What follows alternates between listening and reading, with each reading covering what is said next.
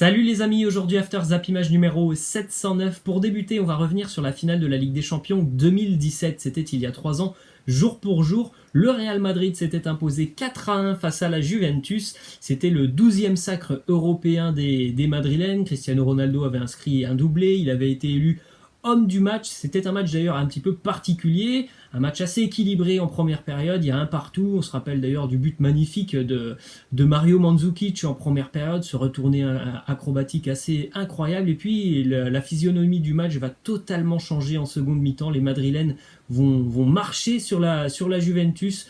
La deuxième mi-temps est à sens unique, et c'est notamment lié au discours de Zinedine Zidane pendant la mi-temps, un discours très très intéressant tactiquement. Vous pouvez d'ailleurs le retrouver sur YouTube.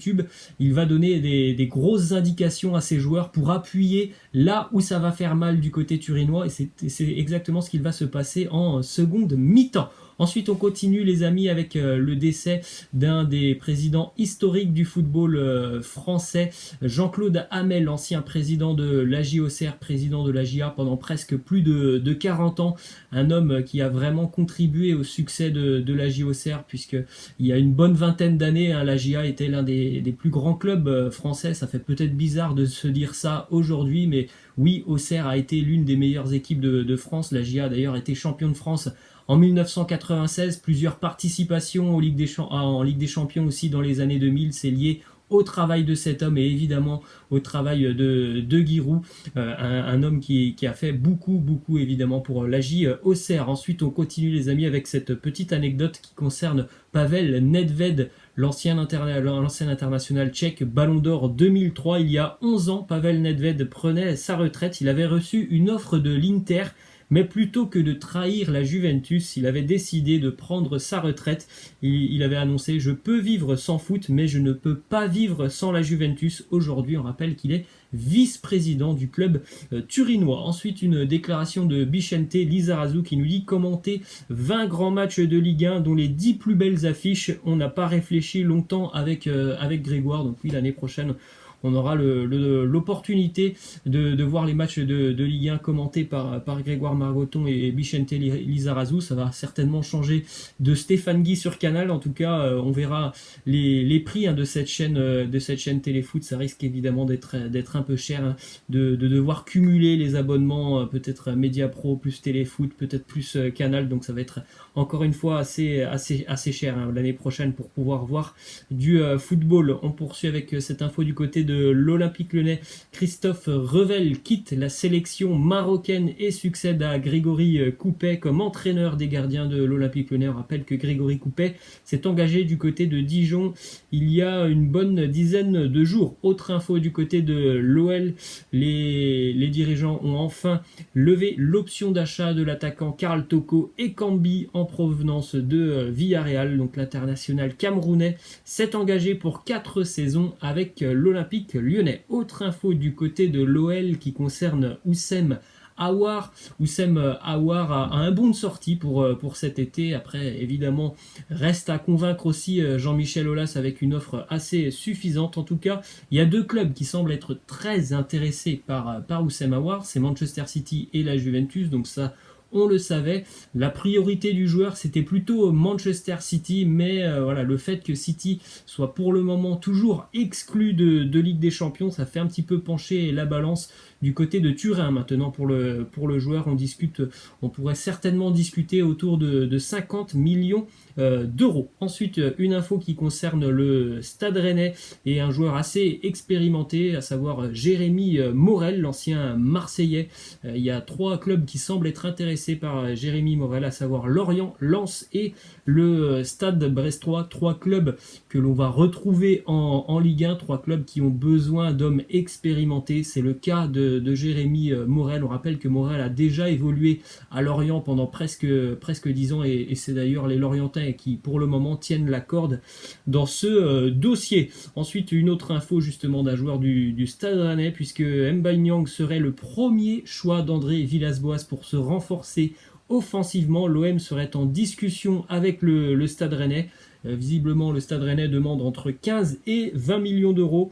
Selon plusieurs sources, l'OM a déjà offert un contrat de 5 ans à l'attaquant. Ensuite, une info du côté du Paris Saint-Germain qui concerne le dossier Milinkovic-Savic. Le directeur sportif de la Lazio s'est exprimé sur un départ du Serbe. Il a dit s'il y a une situation qui rend le club et le joueur heureux, ce sera pris en considération. Si ce n'est pas le cas, ça veut dire qu'il est heureux et que nous sommes contents pour lui qu'il reste à la Lazio. Donc on verra ça dans les prochaines semaines. En tout cas, c'est quand même important de savoir que le directeur sportif de la Lazio se dit prêt à négocier. Il n'y aura pas, on va dire, de blocage dans ce transfert. Si tout le monde y trouve son compte, le joueur pourra partir. Ensuite, autre info qui concerne le Paris Saint-Germain qui a sondé une nouvelle fois Paulo Dybala depuis quelques semaines, et une nouvelle fois Paulo Dybala a refusé l'intérêt des Parisiens. C'était déjà le cas l'été dernier. Dybala du côté de Paris, Dybala du côté de Manchester. L'été dernier, à chaque fois, Dybala avait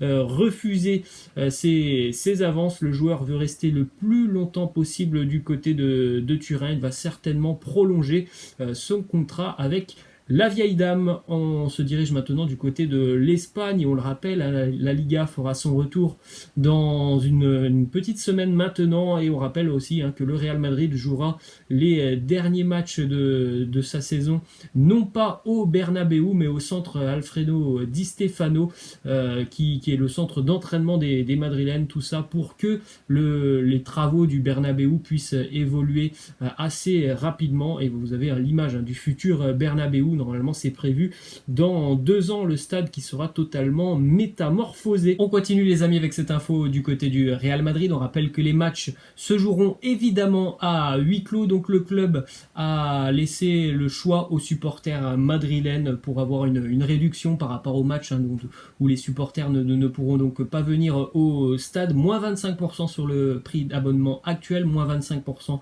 pour l'abonnement de l'année prochaine, ou alors renoncer tout simplement à une réduction pour aider le club financièrement. Autre petite statistique sur un joueur du Real Madrid qui a été prêté cette saison du côté de Majorque, c'est le jeune Takefusa Kubo, le jeune japonais qui est très très intéressant. Et cette année d'ailleurs, les statistiques sont quand même assez éloquentes pour le jeune japonais, avec en moyenne 5,4 dribbles réussis par match. C'est le meilleur dribbleur de Liga avec Léo Messi parmi les joueurs qui ont disputé au moins 1000 minutes de jeu cette saison. C'est dire si quand même ce jeune joueur est un talent brut et qui peut devenir peut-être dans les prochaines années un joueur important dans la rotation du Real Madrid. Autre info du côté du FC Barcelone, le président Bartomeu a demandé une deuxième baisse des salaires aux joueurs catalans. Le club a besoin d'une réduction d'ici à la fin des années pour pouvoir économiser à peu près 10 millions d'euros. Ensuite, on prend la direction de l'Angleterre avec cette déclaration d'Olivier Giroud sur sa prolongation de contrat du côté de Chelsea. Il explique qu'il a prolongé à Chelsea en grande partie à cause du Covid-19. Il nous dit: avec la situation due au coronavirus, je ne me sentais pas vraiment à l'aise avec l'idée de déménager à l'étranger et de quitter ma famille. C'est évidemment compréhensible. Moi, je pensais que c'était plutôt sportif son choix, et c'est pour ça que j'étais assez surpris de le voir continuer dans un club qui ne lui a pas offert beaucoup de temps de jeu ces derniers temps. Mais voilà, c'est tout autre. C'est un choix finalement familial. Ensuite, du côté de l'Allemagne, une bonne nouvelle pour le Bayern Munich, une de plus. Le retour de Thiago Alcantara à l'entraînement, c'était hier. Encore un joueur important qui va de nouveau rentrer dans la rotation bavaroise, qui est déjà assez impressionnante.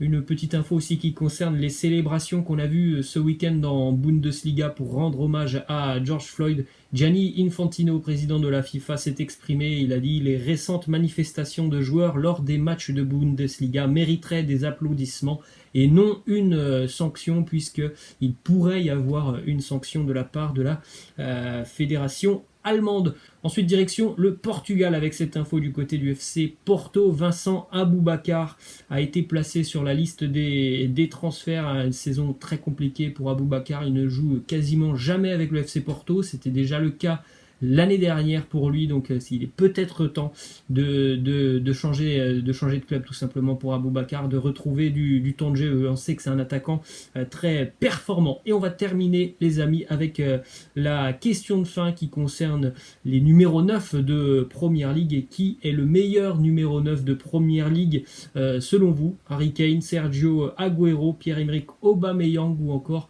Jamie Vardy? Laissez-moi en commentaire votre choix. Pour moi, c'est assez simple. C'est, on va dire, le classement que vous avez sur cette image. Pour moi, Agüero est devant Kane. Et puis Aubameyang et Jamie Vardy. Voilà les amis, c'est la fin. Je vous laisse. Je vous dis à la prochaine. Ciao.